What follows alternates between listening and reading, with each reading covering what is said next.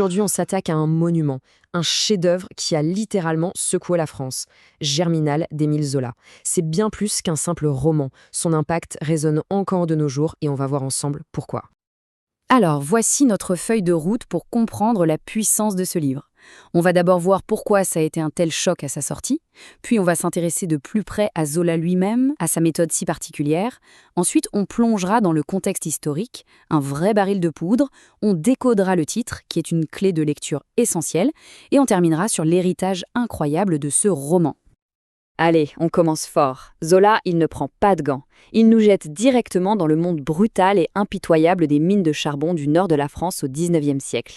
Un véritable enfer sur Terre. Un univers qui, à l'époque, n'avait jamais été montré de cette façon crue. L'approche de Zola, elle est radicale, presque brutale. Pas question d'enjoliver la réalité ou de faire de la poésie. Non, son objectif est clair, presque clinique. Documenter, montrer la souffrance des mineurs sans aucun filtre, telle qu'elle est. Et c'est là que se situe la véritable révolution de Germinal. Avant Zola, la classe ouvrière, c'était souvent juste un décor, un arrière-plan. Avec ce roman, elle devient le personnage principal, le cœur battant et souffrant de l'histoire. C'est tout simplement le premier grand roman français qui leur est entièrement consacré. C'est une œuvre pionnière absolument fondamentale. Mais alors, comment Zola a-t-il réussi ce tour de force? Pour le comprendre, il faut s'intéresser à l'homme et à sa méthode, le naturalisme.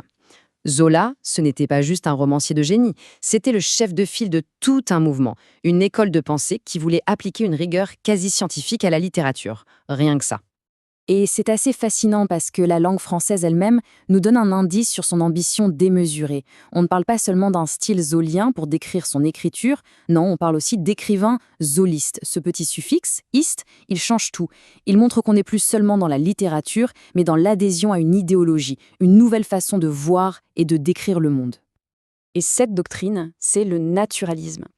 Pour Zola, l'écrivain doit être une sorte de scientifique social. La méthode est simple. Il s'immerge dans un milieu. Pour Germinal, il est descendu dans la mine, il mène l'enquête, il prend des notes, il accumule les faits, pour ensuite démontrer dans ses romans comment l'environnement, le milieu social et l'hérédité façonnent, voire déterminent les destins humains. Et pour vraiment saisir toute la portée de Germinal, il est absolument crucial de se plonger dans son contexte. La France de la Troisième République, ce n'est pas une époque apaisée, c'est une véritable poudrière sociale.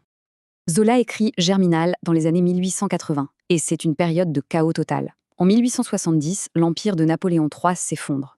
Un an plus tard, en 1871, la Commune de Paris, une insurrection populaire sans précédent, est écrasée dans un bain de sang. Et les années 80 qui suivent sont marquées par l'industrialisation à marche forcée et des grèves ouvrières d'une violence inouïe. La France est littéralement au bord de l'explosion. Et Zola, en bon observateur, documente tous les maux de cette nouvelle société industrielle. La misère noire et généralisée, la lutte des classes qui devient frontale, l'alcoolisme et la prostitution comme seuls échappatoires, l'endettement permanent des plus pauvres et bien sûr des conditions de travail inhumaines et dangereuses. Germinal est le miroir implacable de cette réalité. Et si au fond, la clé de lecture la plus importante nous était donnée par le titre lui-même. Un seul mot, puissant, évocateur, germinal. Un mot qui résume à lui seul toute l'ambition du roman. Alors la question se pose, pourquoi ce titre? Pourquoi Zola a-t-il choisi ce mot si particulier, si peu commun? Eh bien ce n'est absolument, mais alors absolument pas un hasard. Le génie de Zola, il est là, dans la double signification de ce mot. D'abord, germinal vient bien sûr du verbe germer.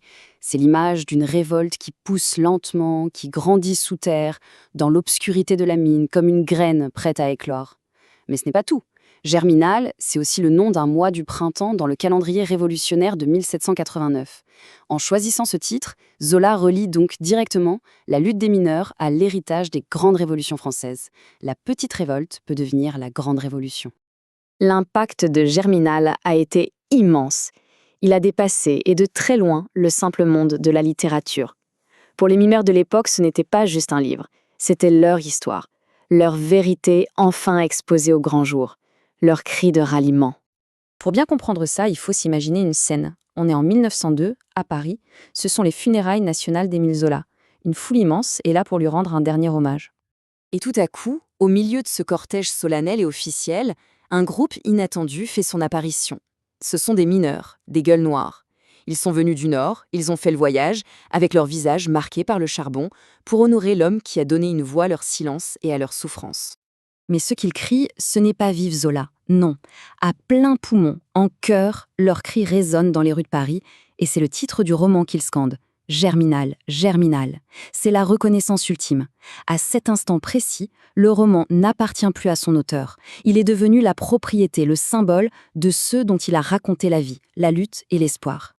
Et finalement, toute l'histoire de Germinal nous laisse avec une question fondamentale, une question qui reste toujours d'actualité.